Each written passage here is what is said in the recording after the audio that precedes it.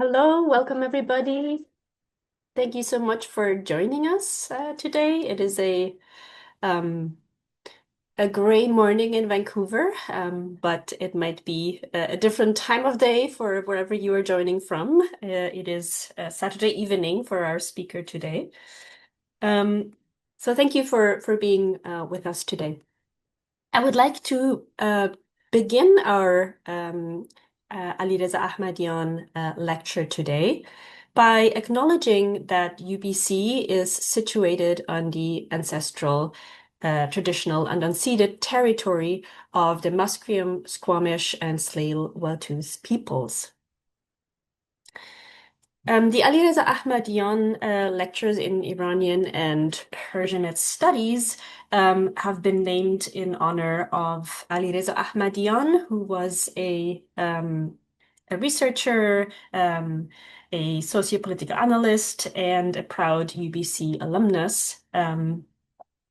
And he was an avid supporter of the Asian Studies Department at UBC and of course, a beloved member of the Canadian-Iranian community here in Vancouver. Today, we have the pleasure of listening to a lecture by our speaker. It's called Rewriting Romance, Khvājū Kirmānī's Humāy-u Humāyūn as a Post-Mongol Epic. And our speaker today is Christina Kämpfer. And just before I tell you more about our speaker, I just wanted to quickly thank the behind the scenes team as well. Of course, my colleague Mostafa Abedini Fard, who co-organizes this lecture series, as well as the communications team, Lisa and Jessica, and also Razman for the wonderful poster designs. So thank you to all of you. And now I'd like to say a few words about our speaker today. Christina Kämpfer is an assistant professor in the Department of Iranian Studies at the University of Bamberg in Germany, where she earned her PhD in 2022. Her research focuses primarily on pre-modern epic poetry and questions of literary transmission. And I hear that she's almost done working on her first monograph, so keep an eye out for her book in the coming months or years. And she also works on German travel writing about Qajar Persia and has published in both areas. And it is my absolute pleasure to welcome her here. Her research is very interesting to me as a fellow scholar of classical Persian literature. So I'm happy to join this treat with you today.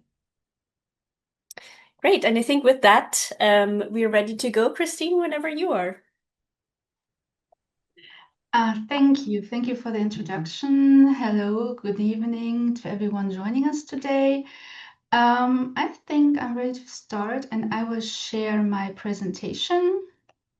So as you've seen, today I've chosen to speak on the topic Rewriting Romance, Khvājū Kirmānī's Humāy-u Humāyūn as a post-Mongol epic.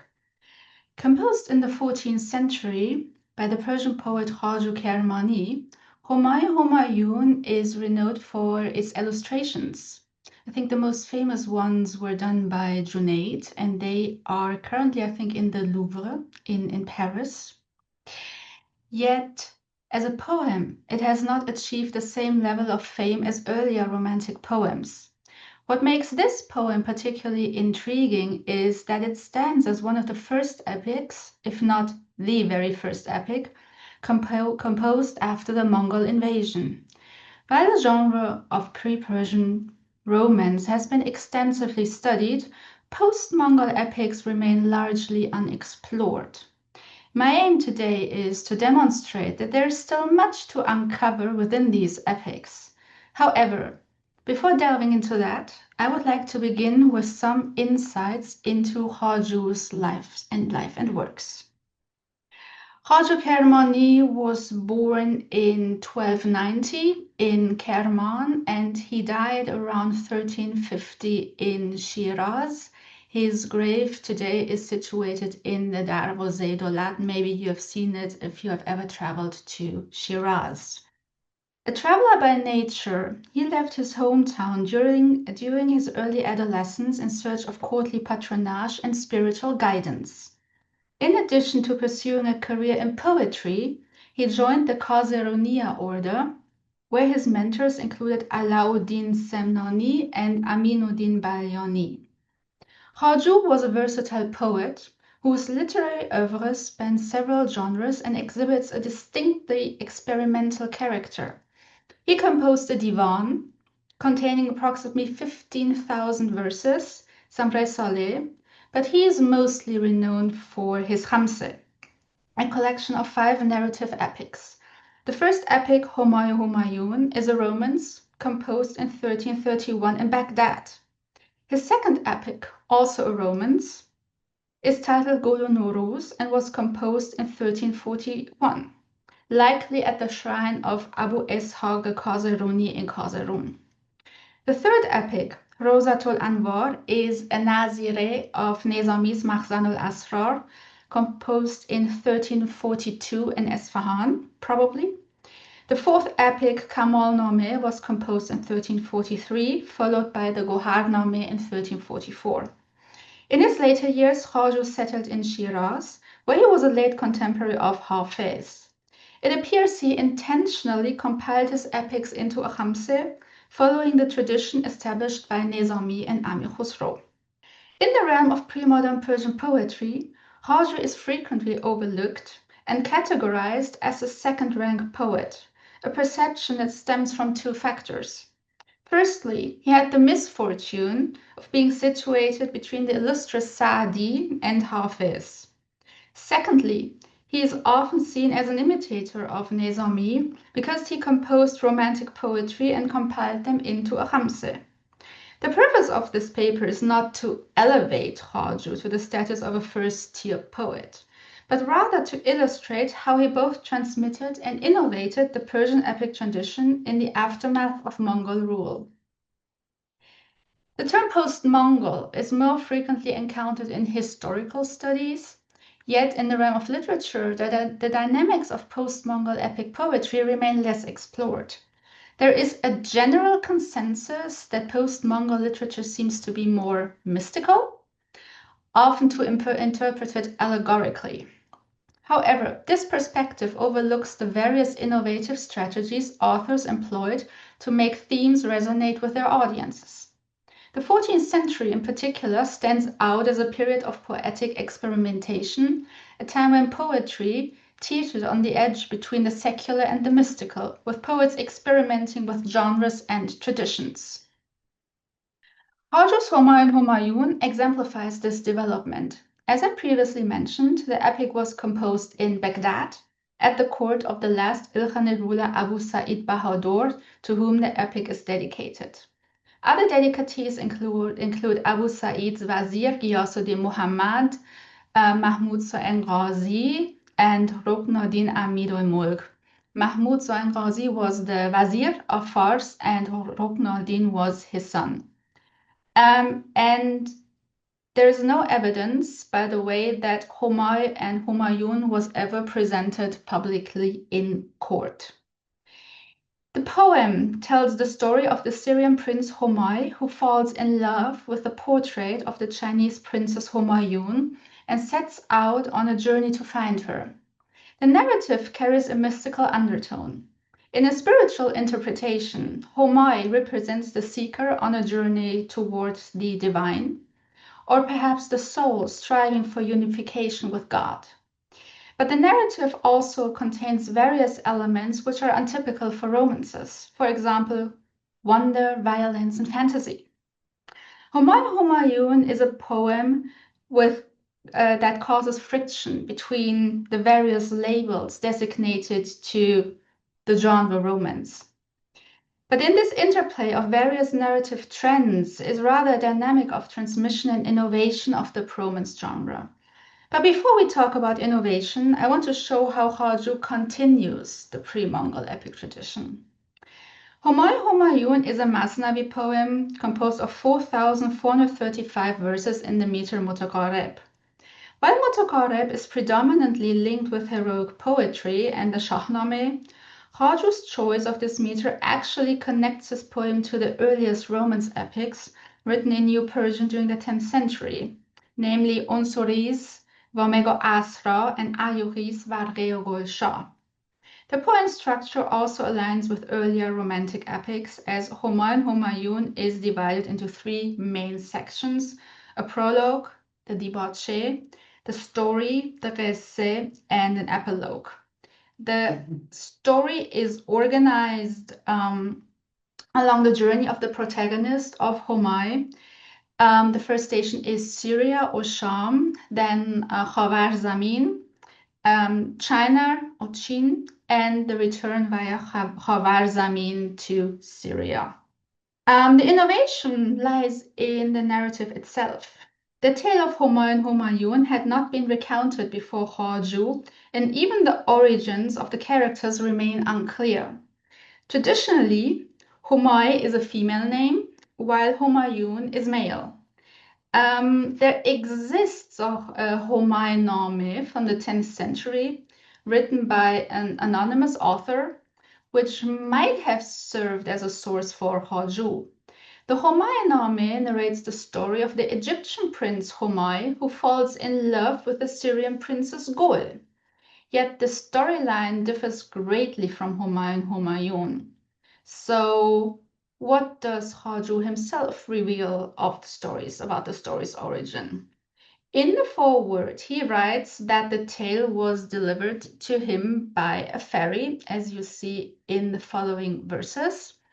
And he writes that the fairy has handed him the story over on a sapphire as Simenab, and she wants Khvājū to tell the story of this illustrious prince with Hameh Danesh Pando Tadbir. So there's clearly also a didactical intention, and the reader is supposed to learn from the example of Humāy. Khvājū's introduction of a new story of a new love couple marks a shift from earlier romances, which predominantly drew from the Iranian tradition's historical corpus. And before I continue now, let me summarize the qisseh first. The narrative follows the young Syrian prince Humāy, who falls in love with Humāyūn during a hunting expedition. An onager abducts him from his hunting party, and suddenly Humāy finds himself lost in the desert, in an otherworldly desert with ghouls and thieves. The next morning, he stumbles upon an enchanted garden where a fairy guides him to a magnificent castle. There he discovers the portrait of the Chinese princess Humāyūn and instantly falls in love with her. However, this is no ordinary portrait. The cloth covering the portrait says that one should look at this poet from the spiritual sense and not just from the outer visual. Humāy, struck by love, immediately sets out for China to find the princess.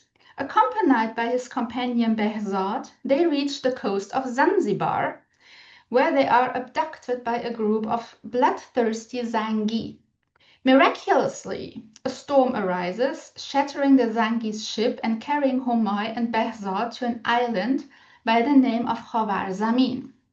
There, a roaming army discovers them and crowns Humāy king, as their own king had recently died. Following his enthronement, Humāy and Behzad indulge in worldly pleasures and romantic adventures until Humāyūn appears to Humāy in a dream, urging him to continue his journey.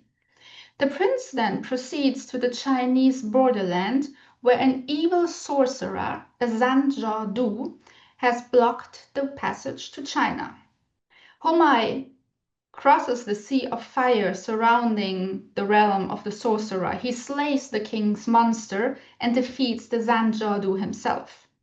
Subsequently, suddenly a castle by the name of Zarindej appears in the sky, where Humāy has to free Humāyūn's cousin Parizad, who had been abducted by the sorcerer. Together, they explore the castle, and Humāy discovers the treasure of Khvājū. Humāy and Parizad eventually reach China, where Humāy pays his respects to the emperor, the Kāmpfer, and Humāyūn falls in love with him as soon as she sees him. The next day, the Kāmpfer invites Humāy on a hunting trip, but Humāy leaves the group to visit Humāyūn in her own castle in the Samanzor garden. The castle is guarded by a drunken guard, whom Humāy has to kill.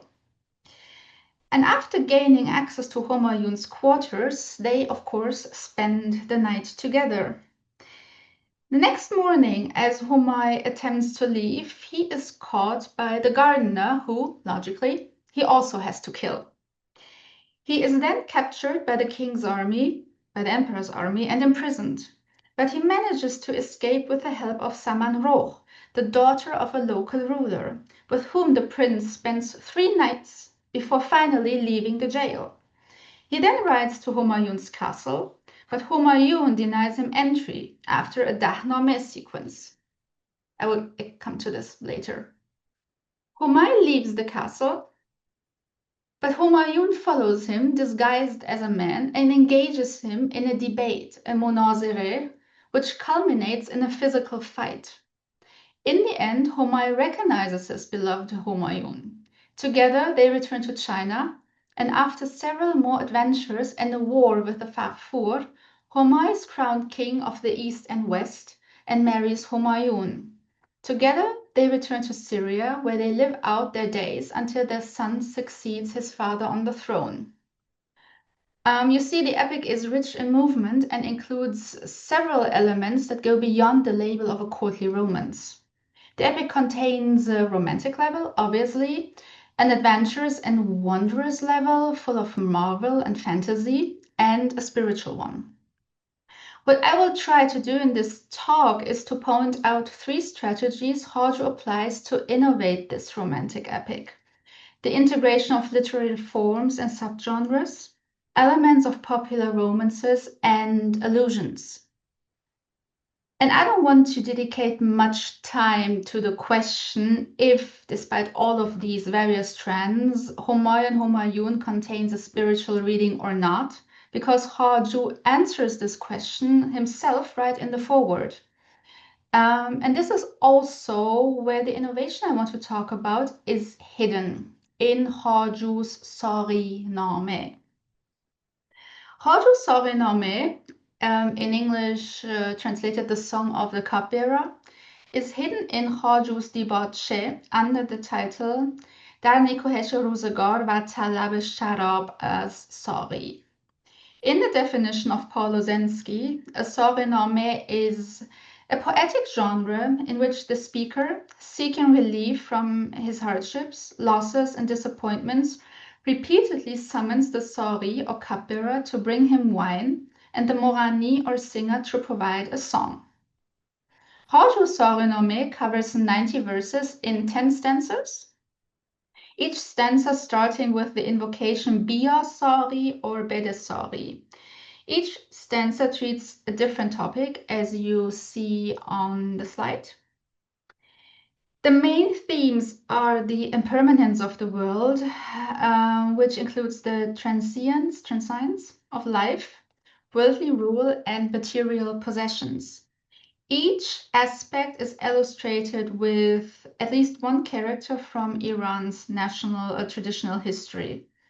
Since wealth and power cannot counter the passage of time, the only way for the narrator is to renounce the world and to ultimately the self. In this process, wine is the means, as drunkenness leads to self-sacrifice. Throughout the Sāri-nameh, Khvājū creates a gnostic two-world image of this world and the next.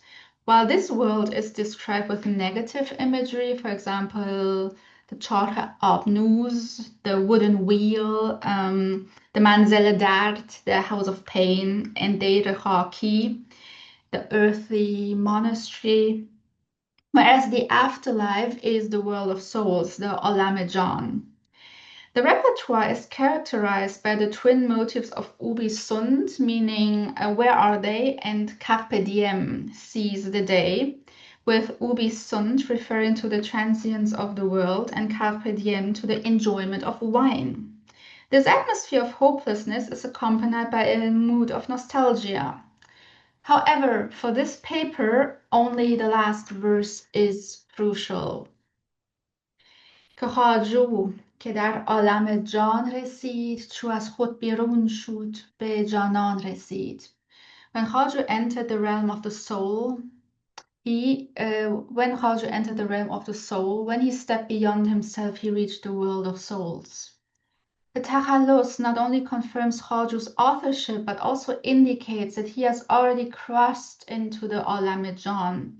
This is the vantage point from which he addresses the reader, and it is the perspective from which the reader is meant to engage with the story.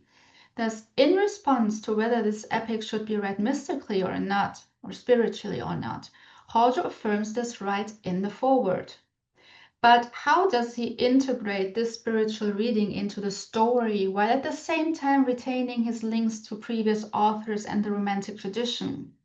One strategy can be seen in two other literary forms he integrates, the Dahnameh and the Munazireh.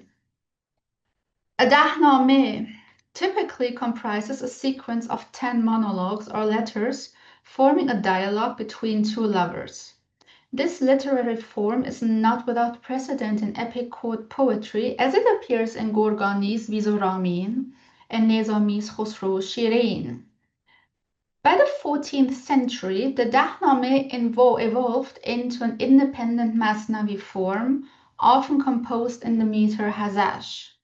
Khvājū's Dahnameh marks a pivotal point in the form's evolution into a distinct genre. However, I will later illustrate, he introduces a new dimension to the model. Initially, Khvājū adheres to the pattern set by Gurgānī and Niẓāmī. In Humāy-u Humāyūn, the Dahnameh is divided into 6 chapters with generic titles as shown on this slide. So the first chapter is آمدن همای به پای قصر همایون و مخاطبه کردن با او, and then each other chapter just designates the answer of whoever speaks پاسخ دادن همایون را or پاسخ دادن همای همایون را. The essence of the monologues is straightforward. Humāy pleads with Humāyūn to enter the castle, but she knows about his affair with Samanrokh and is, understandably, upset with his behavior. Humāy remains obstinate, and the more he tries to persuade her of his love, the more she resists. Ultimately, she leaves the balcony, and Humāy, in anger, rides away on his horse. This marks the conclusion of the Dahnameh, but not of the composition Khvājū is crafting here. Humāyūn regrets her harsh words and decides to pursue the prince. She disguises herself as a man to finally confront him in a debate, a munazireh. Similar to the Dahnameh, the munazireh is a literary form that evolved into an independent genre. This transformation occurred as early as the 11th century, so by the time Khvājū composed his epic, the munazireh was already recognized both as a literary form and an independent genre. Like the Dahnameh, the munazireh follows a generic structure. The disputation unfolds between two speakers, with the dialogue between the opponents being anaphoric. Each bait, each verse, and sometimes even each mesra, begins with a variation of beguft, he or she said. Typically, the munazireh concludes with a declaration of the winner. In Humāy-u Humāyūn, the argument is initiated by the disguised Humāyūn, who provocatively asks the prince about his identity. The prince answers that he has lost his name and that his life would be worthless without the princess. He is now aware of what he has lost.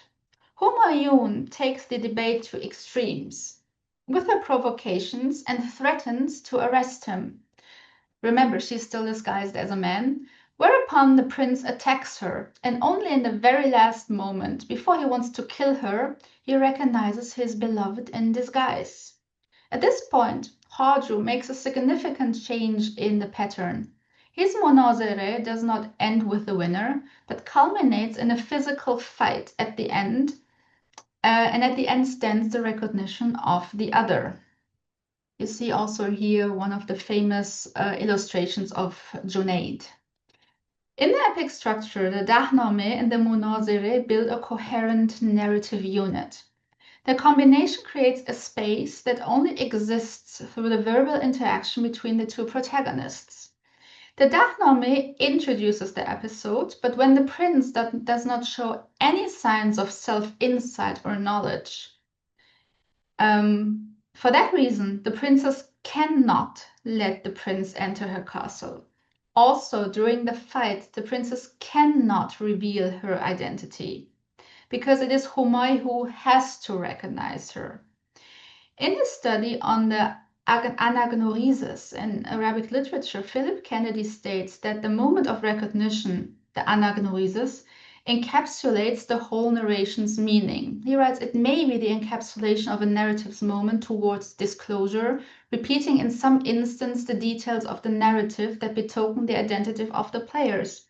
And it is exactly the return to the starting point in the fairy garden where Khvājū finds the painting, which tells him that he has to recognize himself first before he can reach his aim, in this case, the princess.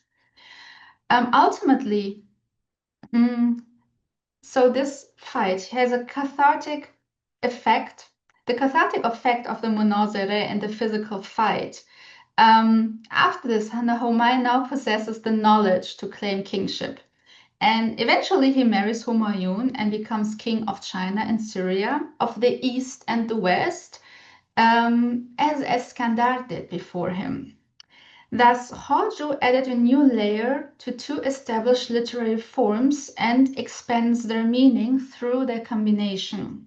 So in summary, the semiotic expansion of subgenres, in this case, the munāzarah leading to spiritual recognition, is one example of how Khvājū adds a mystical or spiritual layer to the narrative.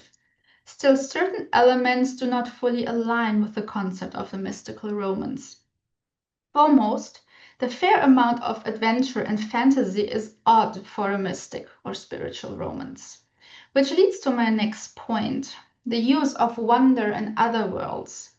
Although Khvājū is not the first author to incorporate magic and the miraculous into his poems, these exotic and fantastical other worlds are predominantly found in local legends and popular romances.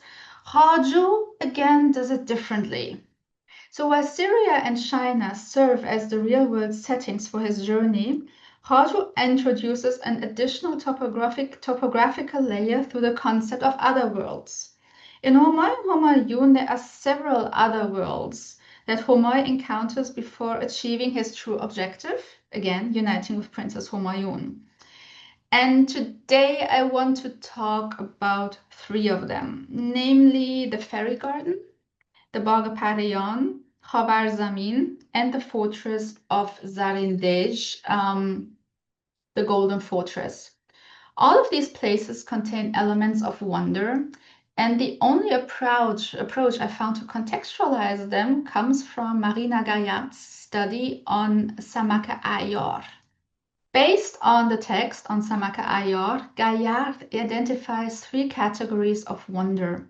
First, hyperbolic wonder, characterized by exuberant descriptions. For example, if an army is described with thousands of soldiers or castles with an infinite golden architecture, marvelous architecture.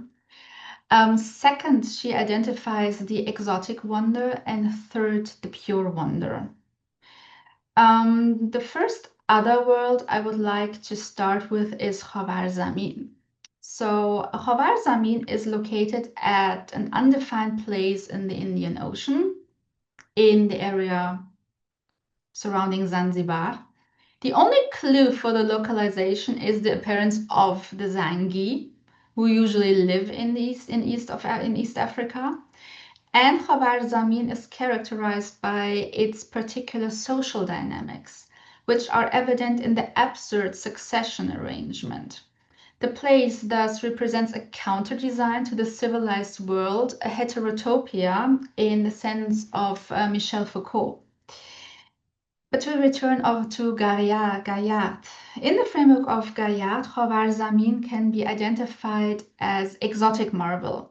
The civilizational counter-design is marked by an exotism that, while unfamiliar to the reader, remains within the bounds of the imagination of the reader. This contrasts with the next two other worlds, which, according to Gaillard's classification, align with the pure marvel. This corresponds to what we commonly refer to as fantasy today, magical events, supernatural beings, and a hero endowed with supernatural abilities. However, what exactly was deemed marvelous by a 14th century audience? Persis Berlekamp, I hope I pronounce it correctly, an art historian, raises an intriguing point in her study on medieval Islamic book illustrations. She writes, all of these tropes suggest that wonder involves an experience of overwhelming disorientation. Upon encountering beautiful forms, the wandering subject is deeply absorbed, partly because of, rather than in spite of, his constantly shifting focus. The words ajab and ta'ajub share the same root, ain, jim, be, but ta'ajub appears in a pattern that implies an intensification and a degree of reflexivity. Dazzling colors, surfaces, and apertures which catch, reflect, or refract light, and complex patterns whose macro and micro sub-patterns simultaneously attract the eye. Scholars have identified these as formal strategies for inducing ajab and ta'ajub. Wonder then has a seeming and reflective component, and it is Khvājū himself who points to the miraculous dimension in his Masnavi, again in the debauchee. He writes, چوکاقی که بیننده ماند عجب شب و روز با روز پیوسته شب. Like a palace that leaves the viewer stunned, day and night merge into one another. So the keyword ajab is equals a radiant palace. Khvājū indicates temporal rapture when he writes that day and night are connected. So on the one hand, Khvājū marks his poem as marvelous. On the other side, it should be read spiritually. So there seems to be a connection between the two, but where? Both the fairy garden and Zarindej have a castle at their center and are detached from changing times of day. They are located both in the periphery and marked by rivers as boundaries. So there's a water river around the fairy garden and a sea of fire around Zarindej. A striking feature of these two places is their composition. Both the fairy garden and the golden fortress have a tripartite circular structure where the protagonist moves from outside to inside. Humāy enters the place on the macro level, the garden in Baghdad and the sorcerer's underworld in Zarindej. It is where magical creatures like the sorcerer and the pari appear. He then enters the meso level, the intermediate level, which represents the light shimmering castle. In the center is the miraculous object Humāy was destined to find. In the fairy garden, it is Humayun's painting, and in Zarindej, the treasure of his ancestor Khvājū. In both locations, the castle contains a wondrous object. Both objects have inscriptions legitimizing Humay's claim to ownership. Thus, Humay's movement from outside to inside reflects the spiritual journey from the exterior to the hidden truth within. Apparently, other worlds add a layer of mystification to the genre and the message. Khvājū equals the spiritual element with wonder, and even this element was announced earlier in the fairy garden, because on the cloth covering the portrait of Humāyūn, it is written that the picture of Humāyūn, the existence of a fairy, like in the garden, as in the garden, it exceeds the mind, as does the existence of a spiritual knowledge. I'm sorry I forgot to put the verses. I wanted to add them, but somehow I forgot. Sorry. The incorporation of magic and wonders signifies a return to local lore, to fairy tales of Paris and popular romances such as Samak Ayar. While adventure and marvel are entertaining for the reader, Khvājū uses it to create a meeting point for the secular and the spiritual message. Still, for the reader, it is still possible to decide which of the two he wants to focus on and which of the two messages. Khvājū's mysticism is not dogmatic and rather discreet compared to later epics such as Niẓāmī. However, the famous scholar Johann Bürgel has already noted that Khvājū reflects Shahabuddin Suhrawardi's illumination theology. Bürgel sees this message as embodied by Humay's movement from the east to the west, from Sham to Chin, the allegorical journey from darkness to light. And while this is correct, Khvājū uses another more subtle technique to include Suhrawardi's philosophy into his epic by allusions, by talmih. Khvājū in fact incorporates several allusions to historical figures and the broader Persian epic tradition. Within the narrative, there are specific sets of allusion that Khvājū employs, and I follow Siro's Shamisaw's categorization here, which identifies three types of talmih. Allusions to Iranian history, the talmih Irani, allusions to the Islamic or Quranic tradition, the talmih Islami, and allusions to the Romance tradition, the talmih Qais Pardas. For this paper, the talmih Irani and the talmih Qais Pardas are of particular interest. The case involving references to the Romance tradition is unique. Khvājū often weaves in mentions of and allusions to Khosrow and Shirin, Shirin and Farhad, and Layli and Majnun, among others. The talmih technique creates both a link to and a dialogue with the literary past. Lovers from different eras are connected, with their love and suffering being revived and validated through the characters of Humāy and Humāyūn. But among the allusions to Iranian history, one ruler in particular stands out, which is the Qayyanid ruler Khosrow. Khvājū often alludes to Humāy as being the second Khosrow. From birth, he is attributed with a characteristic of his ancestor. In Khvārzamin, he sits on his throne. In Zarindij, he finds Khosrow's treasure. And at the end of his life, he retreats to a cave, as did Khosrow in the Shahnameh. While this might not come as a surprise, since Humāy is a Qayyanid himself, the Qayyanid prince, the talmih assumes new importance as Khosrow is the ruler Suhrawardi employs to exemplify the transition from darkness to light. Suhrawardi regards the Zoroastrian sages of pre-Islamic Persia, the so-called Khosravaniyun, as the forerunners of the Islamic theosophists, the Ishraqiyun. Among these Zoroastrian rulers was Khosrow, who embodied both royal glory, the Khora, and he owned the Holy Grail, the Jam, as symbols of the light of glory. To find enlightenment, Khosrow must journey to a castle on a mountain named Kangdej, traversing the Medio Mundi, the world of visions, or Alam Sol, to reach this spiritual stronghold. Ultimately, he vanishes into a mystical ecstasy by retreating from the world, achieving what Henri Corbin describes as the Oriental finality. Khvājū's journey is echoed in the persona of Humāy and Zarindej of the other worlds. And as Khvājū, Humāy withdraws from the world into a cave.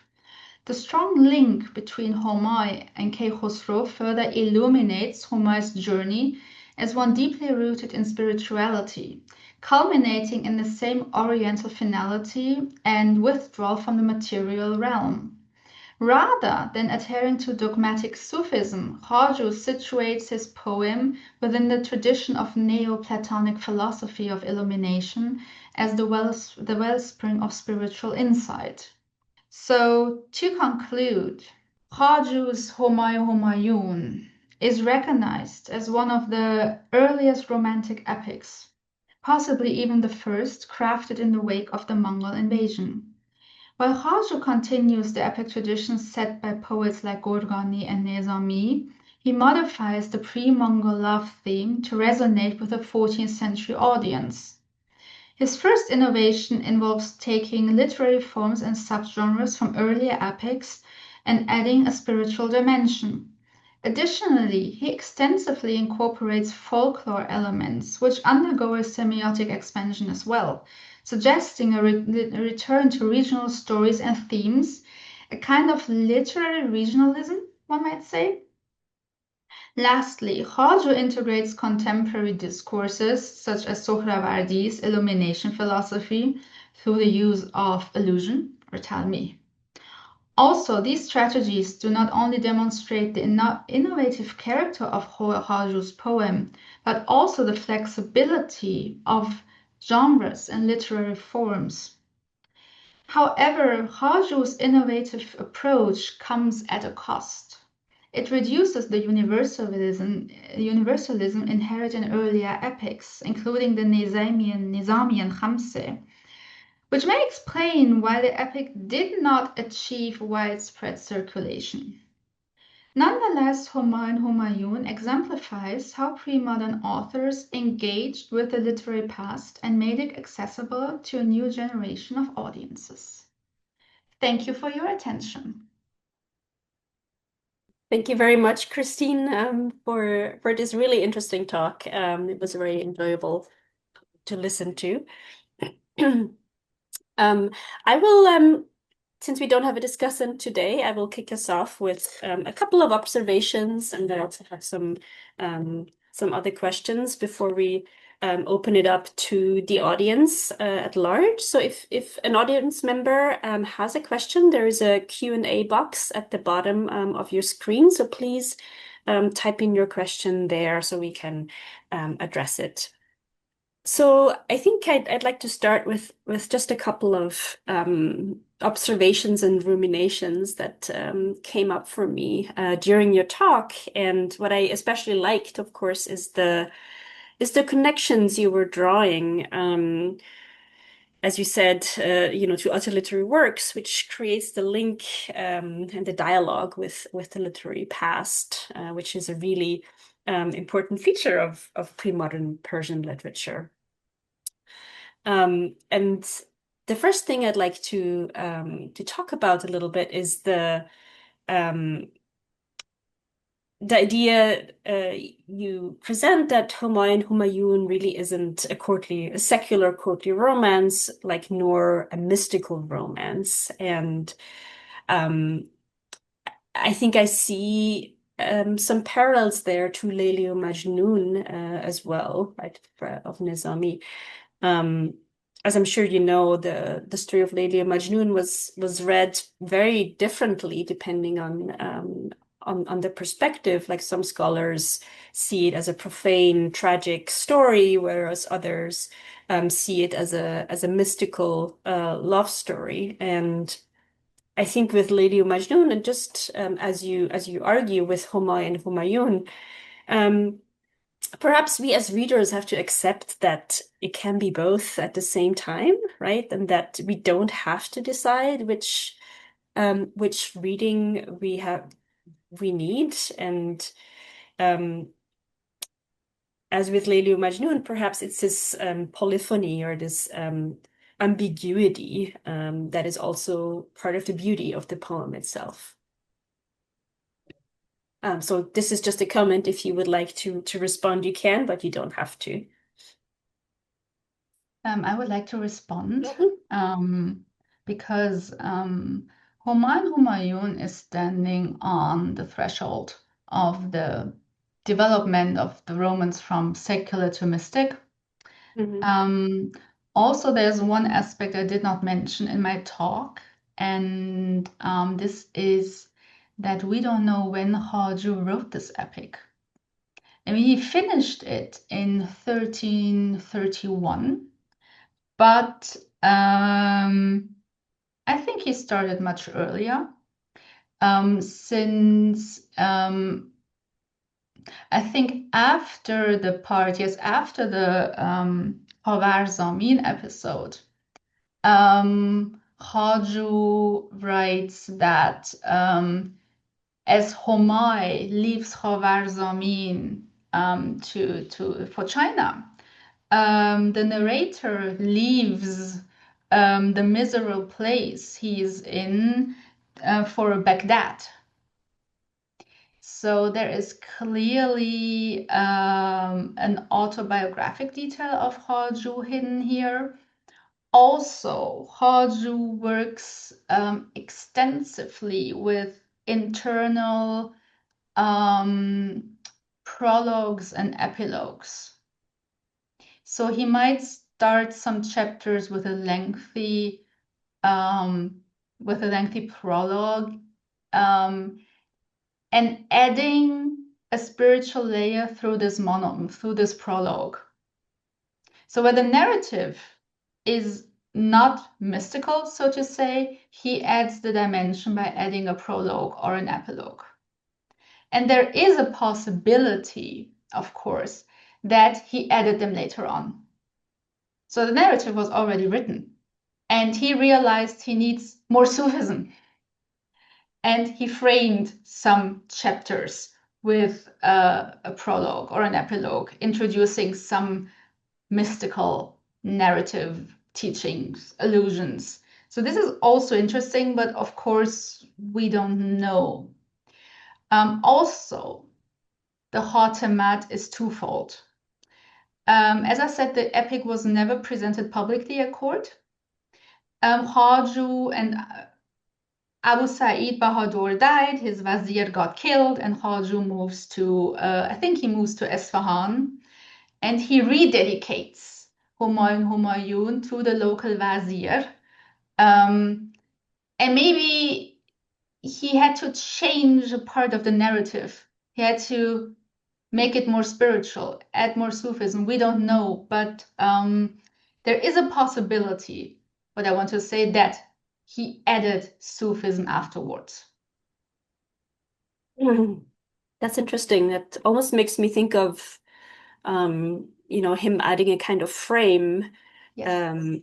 like an interpretive frame to a story that, in a way, already existed and kind of offers one way of reading it, as we often see in collections of stories as well, or perhaps, in Attar, who does this kind of exhortation as well. That's interesting. I think my second comment also starts with an observation, and is that as you mentioned, Humāy-u Humāyūn is part of Khvājū's Khamseh, is part of the Mutaqar. It is written in Mutaqarib. So if we think of models of Niẓāmīs, then it would probably most closely correlate with the Iskandarnameh, which was also written in Mutaqarib. Of course, Khvājū refers to lovers, and the Iskandarnameh is a more adventurous story rather than a love story. So I guess my question here is twofold. Can you talk a little bit about similarities to the Iskandarnameh? And I'm especially thinking here of his travels, like his time in Zanzibar, and some fantastical elements that Humāy and Humāyūn also exhibits. and the Sogdianame for that matter. But perhaps also, can you ruminate a bit on the question of genre? Like, does it, between what we call an epic and a romance, are the differences really that big, right? And in terms of, and I notice here, I heard a previous talk of yours before where you kind of grappled with the question, like, is it a jawab or is it not? And it seems that you shift to talmi, to allusions more now. So, which is an interesting way of thinking of literary connections to the previous masters, right? It doesn't all have to be a jawab. They can be different ways of relating to the material.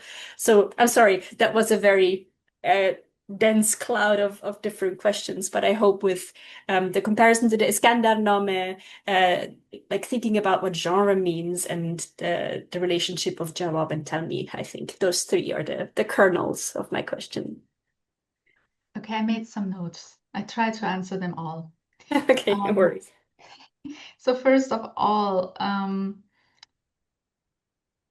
the question of the jawab is a big one, because I think at some point every epic is a jawab to a previous one.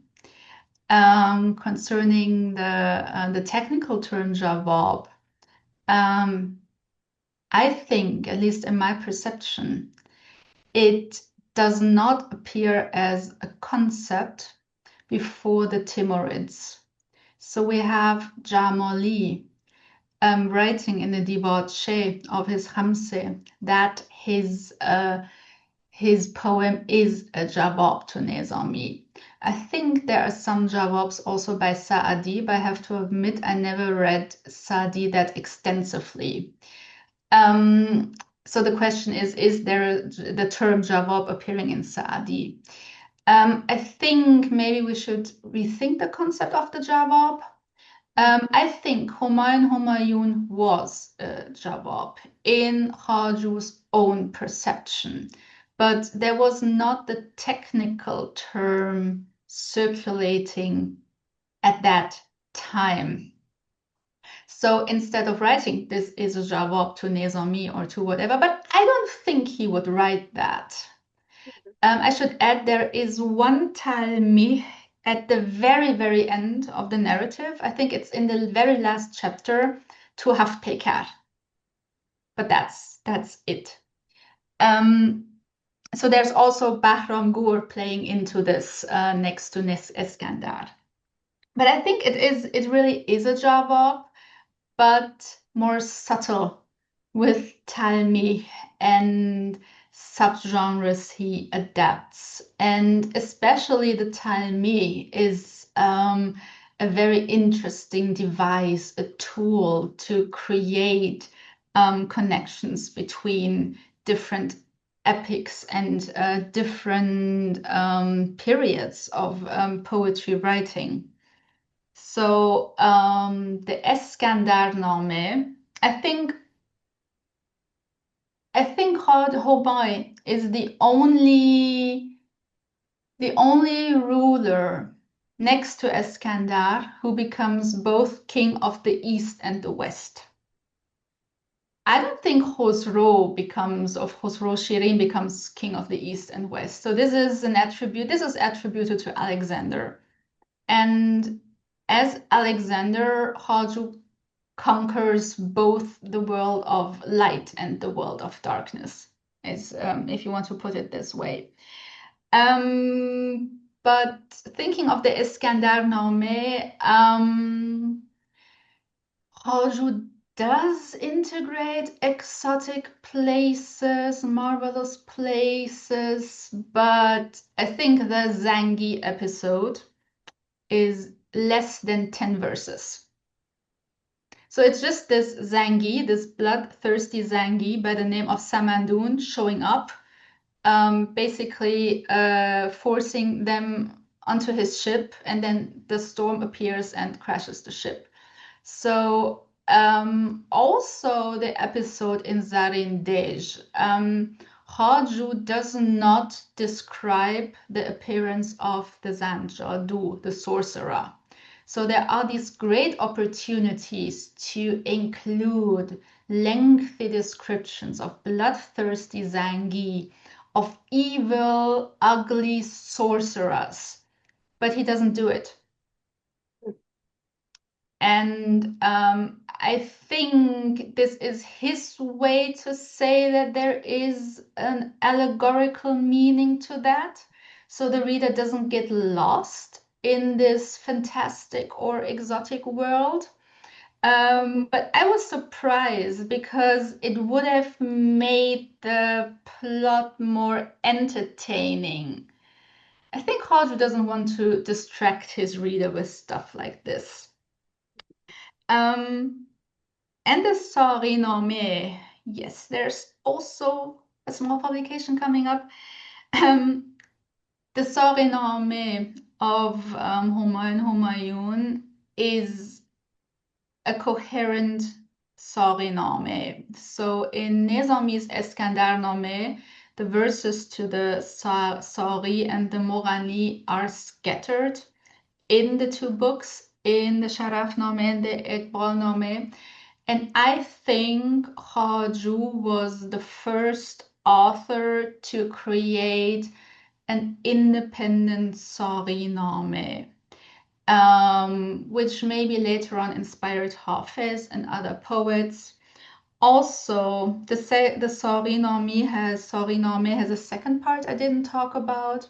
A second part where also a Morani appears. And but it's a descriptive part. It's not part of the actual Sari-name anymore. And I think he did drew some inspiration from Niẓāmī, but also here he takes the scattered verses and he turns it into something new. And maybe also he got inspiration from the Ghazal tradition. This is also possible. We don't know, but what I want to say, there is a lot of Eskandar hidden in Humāy-u Humāyūn, but through the meter, through the Mutaqarib, he also returns to the earliest romances of the New Persian literary tradition of Ayuri and Unsuri. And he also, there's also what Ghiyasuddin tells him. This is another episode in the Divace, because Ghiyasuddin tells him to compose a poem in the style of Unsuri. And maybe this is a hint that he returns to the very first epics written in New Persian, and not only to the Eskandar-name. I hope my answer made sense. Yeah, thank you so much. That's great. And I think perhaps I give an opportunity to ask some audience questions for now. Perhaps if there's more time, we can come back to some of my questions as well. But I'd like to start with a question from Marta Simicheva. Thank you very much for your question. She says, thank you for this very interesting presentation. Is there any significance in Khvājū's surrounding Zarindej with fire and the Pari Garden with water? That is an excellent question. Concerning the Zarindej episode, there is a local lore he returns to. Apparently, in the area of Kerman, Kerman in Sistan, there was a local lore about the existence of a fairy castle. A fairy castle situated on top of a mountain. And this castle also at some point turned, apparently I think it's in Shahnameh, has the same name. It was a Zoroastrian temple. So there is this connections of the Paris and a Zoroastrian temple. And apparently the Paris living in this place, they entered the local lore because they were enemies of the Sassanids. So when the Sassanids started to conquer this place, they resisted the Sassanids, and this is how the inhabitants of the real place got all those evil attributes as paris and sorcerers. So there is this connection between this local lore of some people living on a mountain, and they become demonized by historical sources, and then this place turns into a fire temple. There's this close connection of this mountain and supernatural beings with fire. So this could be the connection of Zarindej, but I think the garden and water, I think it corresponds to the heavenly garden. I don't want to say that it's taken from the Islamic tradition, but just this image of the beautiful garden with the beautiful, marvelous castle. I mean, I think I think the main reason is that those places needed borders. They needed borders that Humāy had to cross to illustrate this three-parted structure that he has to cross. I hope this makes sense. Thank you so much. And we have another question by Shahin Pishbin. Shahinjan, thank you.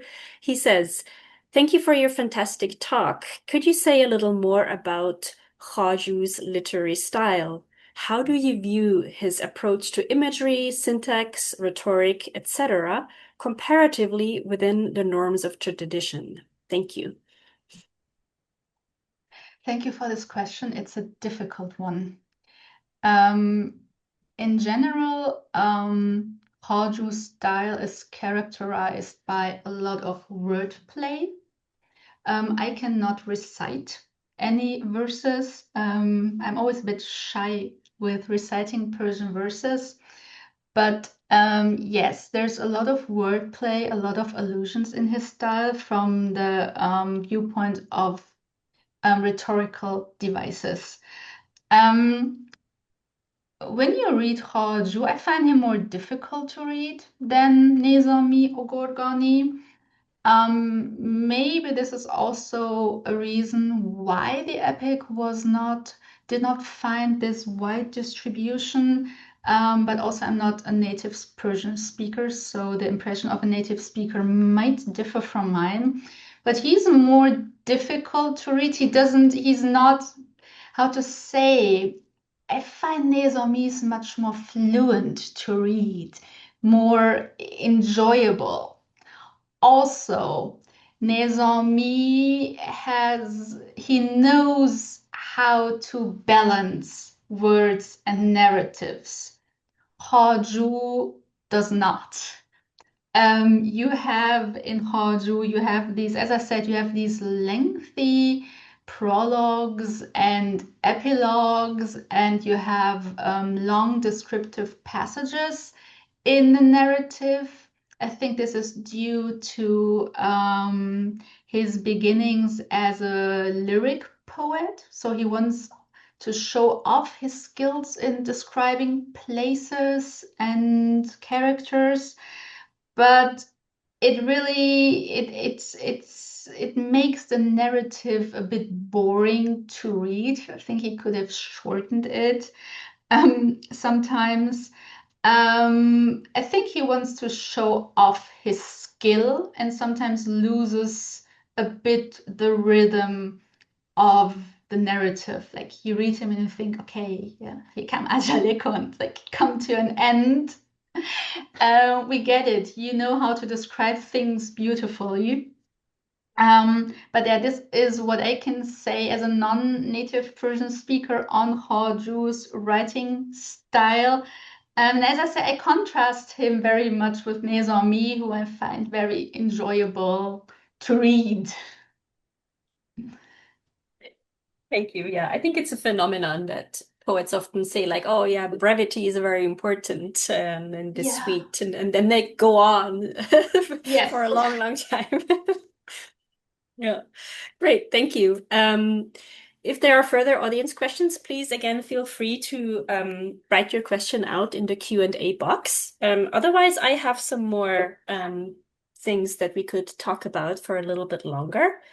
I think one thing that I'd like to talk to you about is the fairy.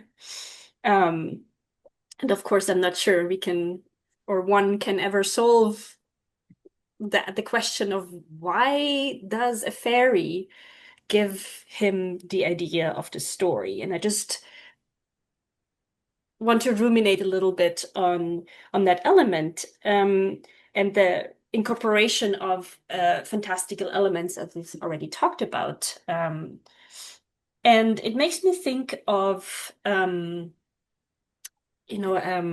Niẓāmī's Haft-Pekar and the incorporation of tales that are told by the seven princesses.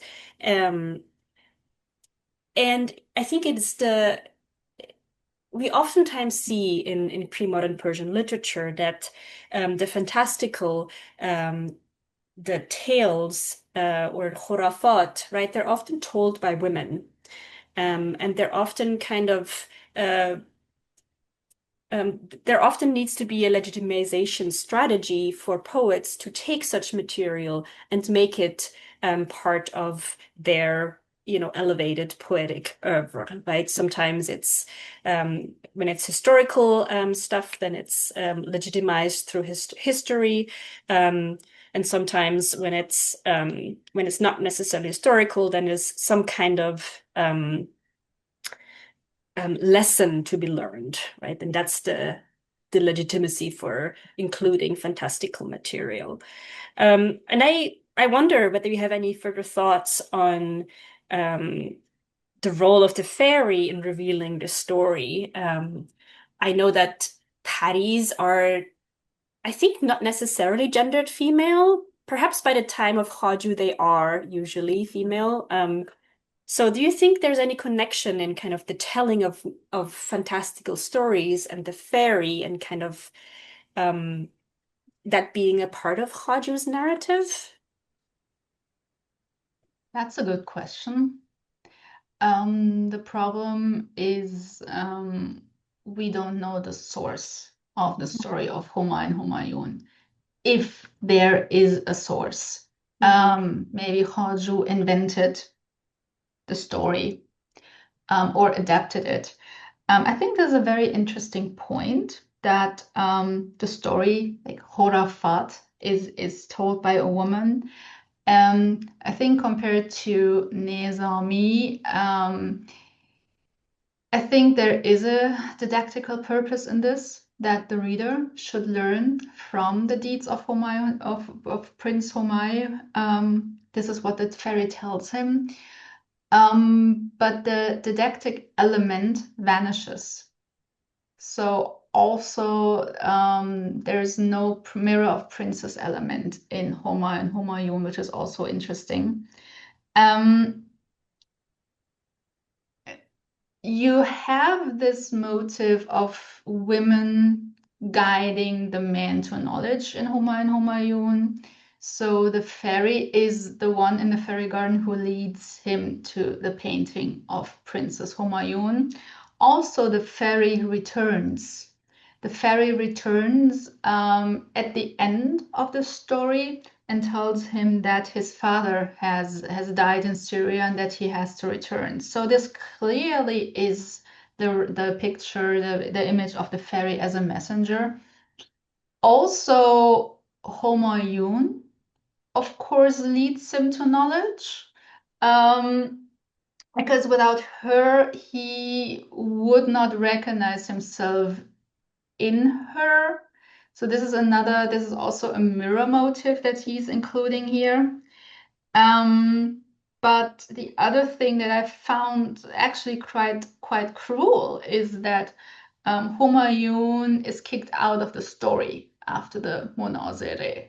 So she is this courageous princess challenging him in a fight, and then Khvājū cuts her off.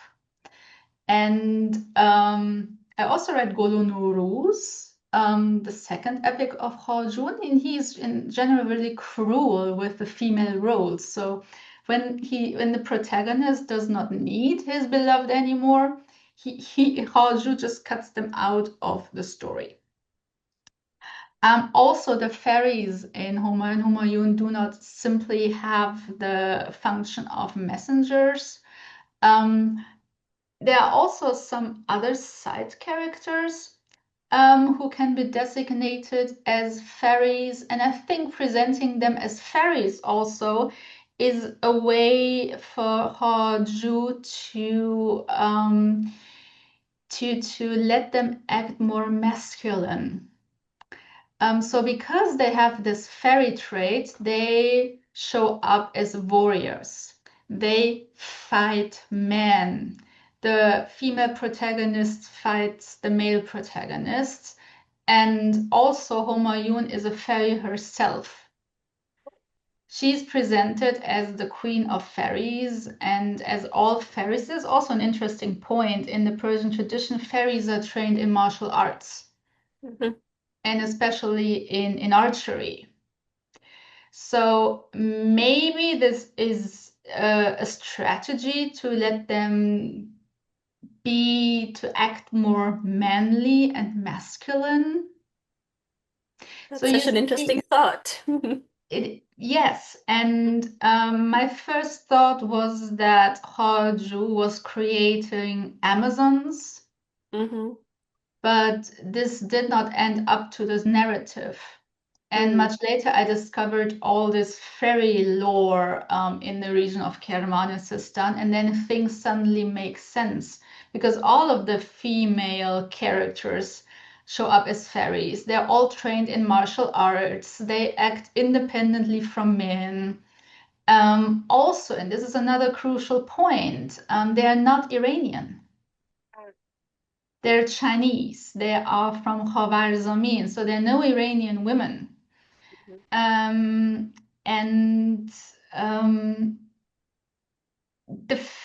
are several levels to this fairy existence in Humāy-u Humāyūn.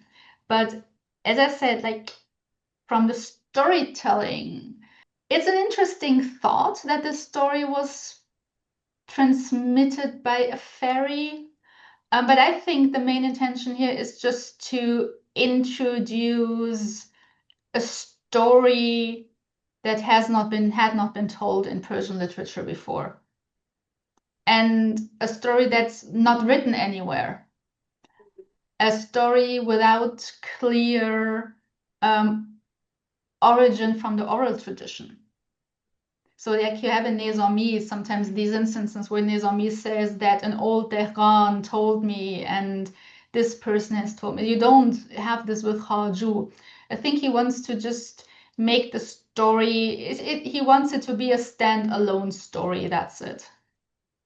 That's really interesting. It's a standalone story, and yet it is so embedded in yes. the whole history and the literary tradition, right? So that's very exciting. Okay, I think I'm being aware of time. We do have a second question by Shahin Jan, so I will end our event with this question. He says, I was very interested in your framing of Khvājū as a post-Mongol poet. I wonder if you could say more about how you see him as a Mongol poet. Do you interpret any of the plot, imagined geography, or political ideology of his poems as explicable in the Ilkhanid context? In other words, do you read any explicit connections between the most post-Mongol political order and literary developments? Thank you very much, Shahinjan. That was a question that I had in my back pocket as well, just the less eloquent one version. So thank you. Christine, please go ahead. Thank you. This is a difficult question. I think if you think of the post-Mongol political landscape, you have the growing influence of Sufism, and Khvājū attaches himself to Alauddin Semnani, who is a peer of the Khazaroniya, but he also has political influence. So he was engaging in sorry to say the German word because I read it in an English article. He was engaging in Mongol realpolitik in the post-Mongol politics of the Ilkhanid Empire.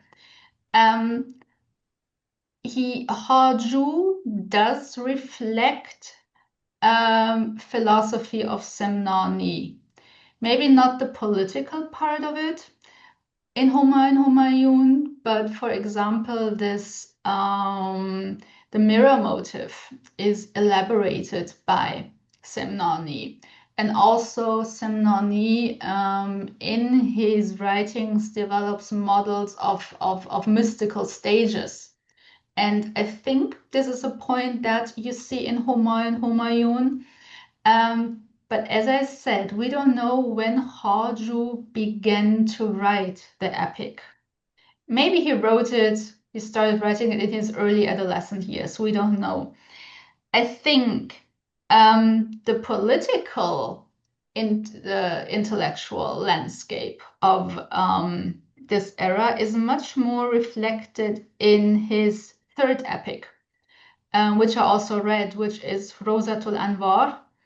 As I said, a nazire of Niẓāmī's Makhzanul Asrar.